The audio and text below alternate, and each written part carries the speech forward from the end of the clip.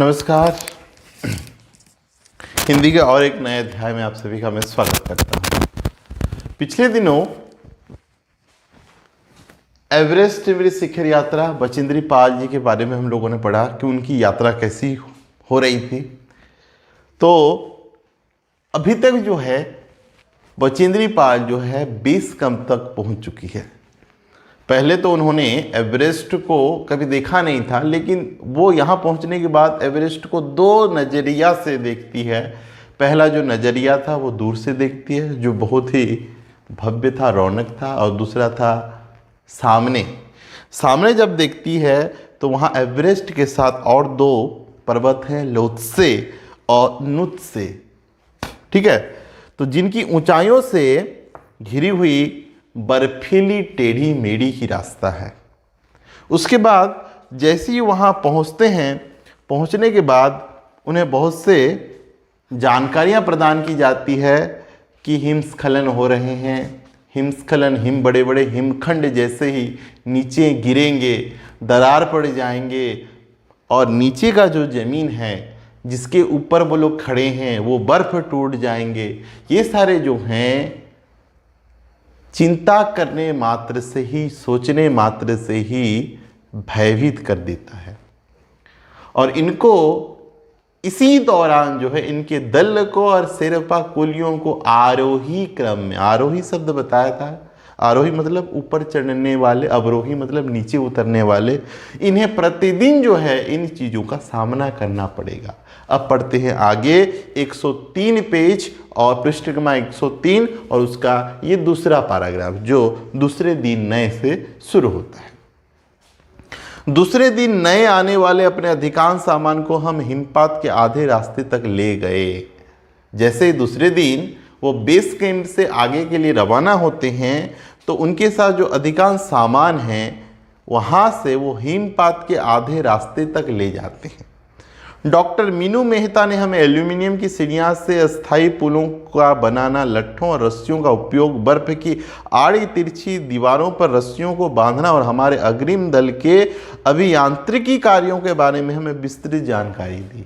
Doctor Meenu Mehta जो है इनको चढ़ने के सहयोगी हैं, कोई अधिकारी हैं, ठीक है, जो उन्हें चढ़ने के लिए क्या कर रहे हैं, सहयोग कर रहे हैं। वो उस दल के कुछ अधिकारी हैं। उन्होंने क्या बताया कि किस प्रकार एल्यूमिनियम मतलब आप लोग जानते होंगे, जो जिसके सीढ़ी बनाए जाते हैं, जो बड़े ही वजन में बड़े ही कम होते हैं लेकिन बहुत काम आते हैं। तो एल्यूमिनियम का जो सीढ़ियाँ थी, सीढ़ी मतलब जानते होंगे जिससे चढ़ते हैं, ठीक है, उससे कैसे अस्थायी पुल बनाया जाए। एवरेस्ट जो है बहुत बड़ा पहाड़ है, ठीक है, और उसमें बड़े ही जोखिम भरे रास्ते हैं, ठीक है, और ऐसे रास्ते में उनको चढ़ना पड़ेगा। बीच बीच में जो है नदी की तरह दरार पड़ी होगी, बीच बीच में पुल होंगे, नाले होंगे, तो उसको किस प्रकार पार किया जाएगा, उसके लिए डॉक्टर मीनू मेहता साहिबा जो हैं उन्हें किस प्रकार उसको पार करने के लिए पुल बनाया जाएगा जो अस्थायी रहेगा। किस प्रकार लट्ठों और रस्सियों के उपयोग से, किस प्रकार लाठियों के जो चढ़ने के लिए पकड़ कर जाते हैं, ठीक है, और रस्सियों का उपयोग करके बर्फ के जो आड़ी तिरछी जो दीवारें हैं उस पर कैसे रस्सियों को बांधा जाएगा, इन सारी जानकारियों को वो प्रदान कर रही थी। अग्रिम दल के अभियांत्रिकी कार्यों के बारे में हमें विस्तृत जानकारी दे रही थी। अग्रिम दल मतलब ऊपर चढ़ने वाले जो दल हैं वो स्वयं थी, ठीक है। तो वहां पर जो तकनीकी अभियांत्रिकी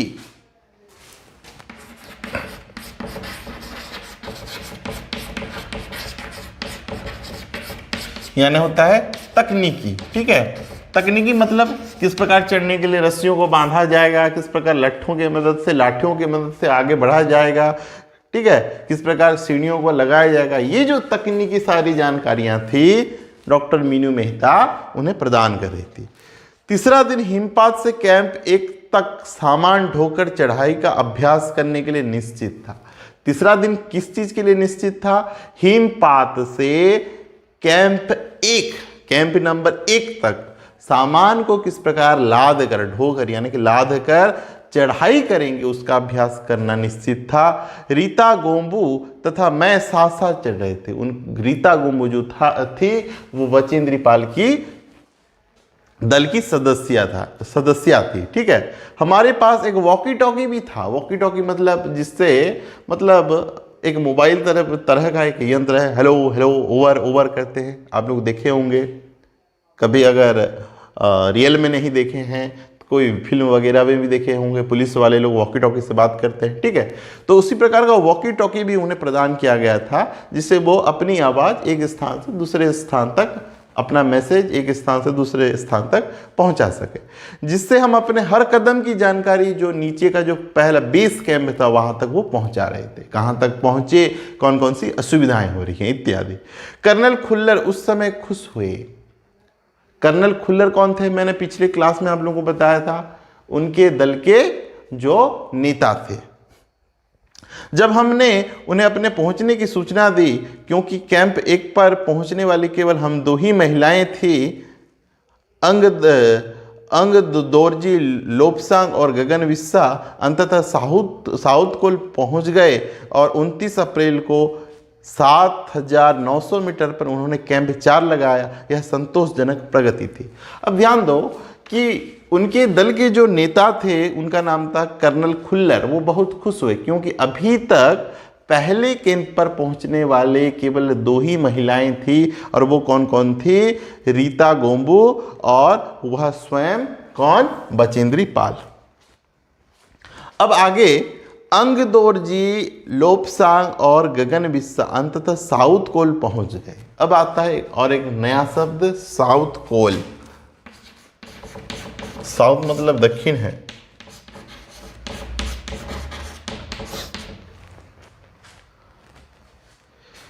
ये जो जगह है ये माउंट एवरेस्ट, एवरेस्ट ही लिख देते हैं,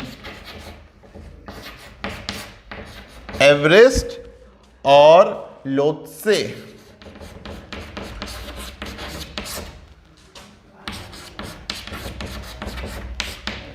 के बीच का एक तेज धार वाला स्थान है।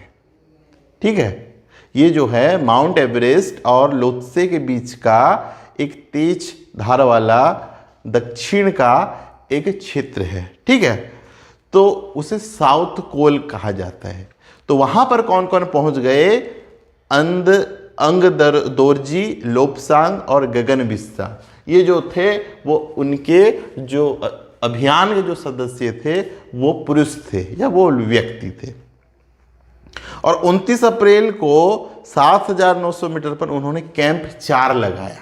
वहां पर पहुंच गए और दिन था 29 अप्रैल। उस दिन उन्होंने 7,900 मीटर पर चढ़कर उन्होंने वहां पर चौथा कैंप लगाया था। यह संतोषजनक प्रगति थी। जब अप्रैल में मैं बेस कैंप में थी, तेनजिंग अपनी सबसे छोटी सुपुत्री डेकी के साथ हमारे पास आए थे।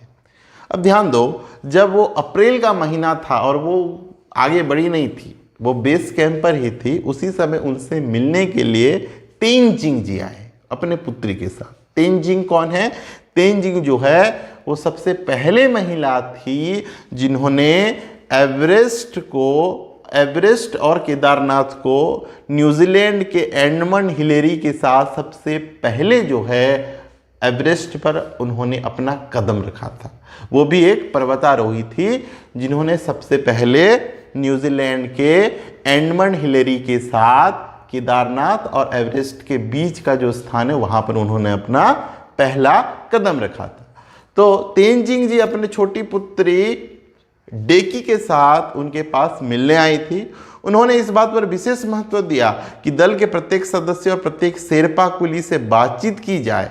जब मेरी बारी आई, मैंने अपना परिचय यह कहकर दिया कि मैं बिल्कुल ही नौसिखिया हूं।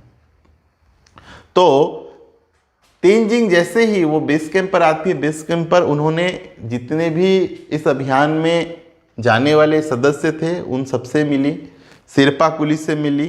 ठीक है, और जब बचेंद्री पाल जी का मौका आया तो उनसे जब उन्होंने अपना परिचय दिया तो उन्होंने कहा कि मैं बिल्कुल नौसिखिया हूं।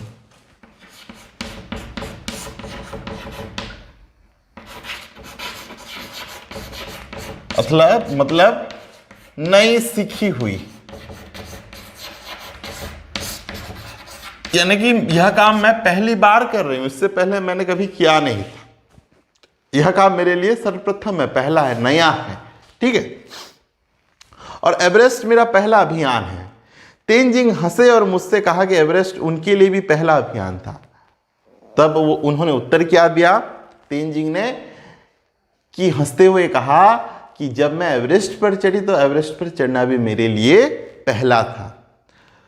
लेकिन यह भी स्पष्ट किया कि शिखर पर पहुंचने से पहले उन्हें 7 बार एवरेस्ट पर जाना पड़ा था। देखिए, उन्हें यह यात्रा पूरी करने के लिए वो पहली बार एवरेस्ट पर चढ़ी नहीं थी, लेकिन इन्होंने नया रिकॉर्ड बनाया बचेंद्री पाल ने। उन्होंने सबसे पहले ही चढ़ने वाली भारत की सबसे पहले महिला बनी थी। लेकिन तेनजिंग जो भारत की पहली महिला थी, उन्होंने सबसे पहले नहीं चढ़ा था, बल्कि इस यात्रा को पूरी करने के लिए, वहां तक पहुंचने के लिए उन्होंने 7 बार प्रयास किया था और 7वीं बार वो एवरेस्ट पर चढ़ सकी थी। बाकी 6 बार वो विफल रहे थे। यह बात आप लोग स्पष्ट रूप से जान लीजिए।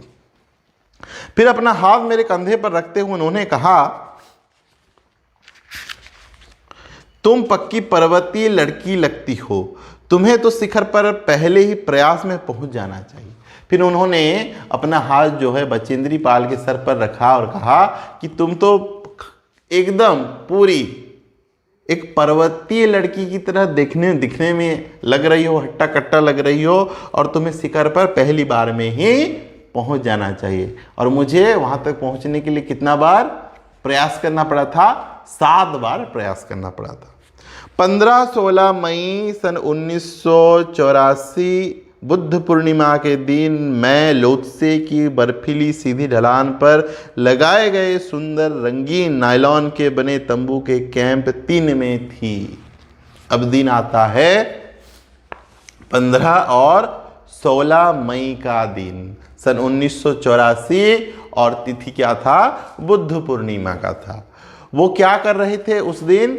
लोत्से के बर्फीले सीधी ढलान पर लगाए गए एक सुंदर रंगीन नायलॉन मतलब क्या होता है? थर्मोप्लास्टिक होता है, आप लोग देखे होंगे। तो उस नायलॉन से बने एक तंबू क्रमांक 3 कैंप 3 में वो उस समय मौजूद थी। कैंप में 10 और व्यक्ति थे। उस कैंप में उनके साथ और 10 व्यक्ति थे, जिसमें लोब्सांग, तसारिंग मेरे तंबू में थे, एंडी शेरपा तथा और 8 अन्य शरीर से मजबूत और ऊंचाइयों में रहने वाले शेरपा दूसरे तंबू में थे। मैं गहरी नींद में सोई हुई थी कि रात में 12:30 बजे के लगभग मेरे सिर के पिछले हिस्से में किसी एक सख्त चीज के टकराने से मेरी नींद अचानक खुल गई और साथ ही एक जोरदार धमाका भी हुआ। तभी मुझे महसूस हुआ कि एक ठंडी बहुत भारी कोई चीज़ मेरे शरीर पर से मुझे कुचलती हुई चल रही है। मुझे सांस लेने में भी कठिनाई हो रही है।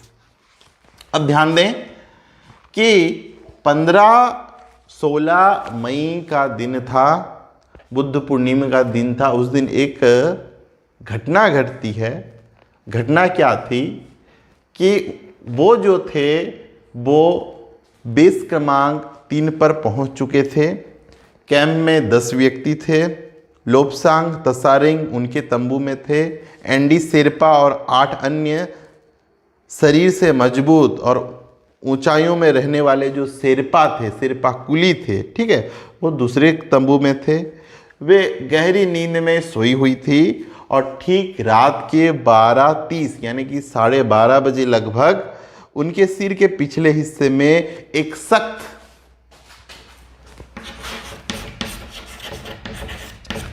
यानी कठोर एक सख्त चीज जो है उनके सर पर टकराता है और टकराने के बाद उनकी नींद खुलती है और उस समय एक जोरदार धमाका होता है। उन्हें एक ठंड सा महसूस होता है और ऐसा महसूस होता है कि कोई भारी चीज़ जो है उनके शरीर को कुचलता जा रहा है। उनको सांस लेने में कठिनाइयाँ हो रही है।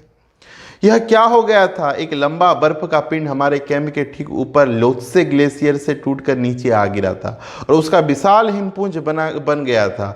हिमखंडों, बर्फ के टुकड़ों तथा जमी हुई बर्फ के इस विशाल पुंज ने एक एक्सप्रेस रेलगाड़ी की तेज गति और भीषण गर्जना के साथ सीधी ढलान से नीचे आते हुए हमारे कैंप को तहस नहस कर दिया। वास्तव में हर व्यक्ति को चोट लगी थी। यह एक आश्चर्य था कि किसी की मृत्यु नहीं हुई। अब वो घटना क्या है कि एक लंबा बर्फ का पिंड जो लोत्से ग्लेशियर से टूटकर नीचे आ गिरा था और एक विशाल हिमपुंज, एक बड़ा विशाल हिमखंड जो था, जो बर्फ का टुकड़ा था, वो बर्फ का टुकड़ा जो है एक रेलगाड़ी के गति की तरह घोर गर्जन करते हुए भीषण आवाज लेकर सीधी ढलान से नीचे उनके कैंप में टकराता है और कैंप को तहस नहस कर देता है। हर व्यक्ति को चोट लगती है, लेकिन आश्चर्य की बात है कि किसी को भी मृत्यु की हानि है, किसी की भी मृत्यु नहीं होती, किसी की भी जान नहीं जाती। सबकी जान बच जाती है, लेकिन सभी घायल हो जाते हैं। लोब्सांग अपनी सुई छुरी की मदद से हमारे तंबू का रास्ता साफ करने में सफल हो गए थे। जो लोब्सांग थे उनके पास एक स्विच छुरी थी। स्विच दबाने के बाद छुरी जो है निकल जाती है, ठीक है। उसके मदद से वो तंबू के रास्ता बनाते हैं, यानी कि तंबू जो बर्फ में फंसी हुई होती है, बर्फ से फंस गई होती है, उस तंबू को काटने लगते हैं और उन्हें बचा लेते हैं। थोड़ी सी भी देर का सीधा अर्थ था मृत्यु। बड़े बड़े हिम पिंडों को मुश्किल से हटाते हुए उन्होंने मेरे चारों तरफ से कड़े जमे बर्फ की खुदाई की और मुझे उस बर्फ की कब्र से निकाल बाहर खींच लाने में सफल हो गए। अब उस बर्फबारी से जो है वो नीचे फंस गए होते हैं, उनके ऊपर बहुत सा बर्फ जो है जम गया होता है। तो लोब्सांग जी क्या करते हैं, अपने छुरी से वो जो तंबू है, तंबू के कपड़े को या जो नायलॉन है उसको काटते हैं और काट कर जो है किसी भी तरह बचेंद्री पाल को ऊपर उठा लेते हैं और उनकी जान को बचा लेते हैं। सुबह तक सारे सुरक्षा दल आ गए थे और 16 मई को प्रातः 8 बजे तक हम प्राय सभी कैंप 2 पर पहुंच गए थे। सुबह तक जो है सारे सुरक्षा कर्मी जो सरकार की तरफ से मौजूद थे वो 16 मई को प्रातः 8 बजे आ गए थे और सभी को सुरक्षित जो है कैंप 2 पर पहुंचा दिए थे। जिस शेरपा की टांग की हड्डी टूट गई थी उसे एक खुद के बनाए स्ट्रेचर पर लिटाकर नीचे लाए। वहाँ पर एक शेरपा कुली था जिसका टांग टूट गया था। तो वो जो थे, अब आप लोग स्काउट में, गाइड में या एनसीसी में अपने हाई स्कूल करियर में गए होंगे, ज्वाइन की होगी, तो वहाँ पर आप लोगों को किस प्रकार स्ट्रेचर बनाया जाता है, सिखाया जाता है, ठीक है। अगर कोई भी आपके पास कोई सामान ना हो तो लट्ठों की मदद से, लाठियों की मदद से अपने शर्ट को भी स्ट्रेचर का रूप दिया जाता है। तो उसी प्रकार वो अपने बनाए हुए किसी भी तरह, वो चाहे रस्सी से हो, अपने कमीज से हो, कपड़े से हो, ठीक है, तो अपना बनाए हुए स्ट्रेचर की मदद से उस शेरपा कुली को नीचे लाते हैं। हमारे नेता जो कर्नल खुल्लर के शब्दों में, यह इतनी ऊंचाई पर सुरक्षा कार्य का एक जबरदस्त साहसिक कार्य था। मतलब उनके जो नेता खुल्लर साहब थे, उन्होंने बताया कि आज तक जो है इतना जबरदस्त साहसिक कार्य कभी भी नहीं हुआ था जिससे सभी लोगों को, सभी सदस्यों को सुरक्षा पूर्वक जो है बेस में या उनके कैंप में लाया गया हो। सभी 9 पुरुष सदस्यों को चोटों अथवा टूटी हड्डियों आदियों के कारण बेस कैंप में भेजना पड़ा। तभी कर्नल खुल्लर मेरी तरफ मुड़कर कहने लगे, क्या तुम भयभीत थी? अब उनके जो 10 सदस्य मौजूद थे उस कैंप में जब उस घटना घटी रात को 12:30 बजे, तो वहाँ जो 9 सदस्य थे जिसे मतलब बहुत ही गंभीर रूप से घायल हुए थे, चोट लगी थी, किसी के हड्डियां टूट गए थे, किसी के पैर टूट गए थे, किसके हाथ टूट गए थे, सभी को जो है बेस कैंप में पहुंचाना पड़ा ताकि उनका इलाज हो सके। तभी कर्नल खुल्लर जो है उनके तरफ मुड़कर देखते हैं, बचेंद्री पाल की तरफ, और कहते हैं कि क्या तुम भयभीत हो? तब बचेंद्री पाल जवाब देती है, जी हाँ, क्या तुम वापस जाना चाहोगे? फिर बचेंद्री पाल कहती हैं, नहीं, मैंने बिना किसी हिचकिचाहट से उत्तर दिया, वो बिना संकोच से उत्तर दिया, क्योंकि उनका सपना था कि वे एक पर्वतारोही बने और एवरेस्ट पर चढ़े और एवरेस्ट पर चढ़ने वाली पहली भारतीय महिला बने।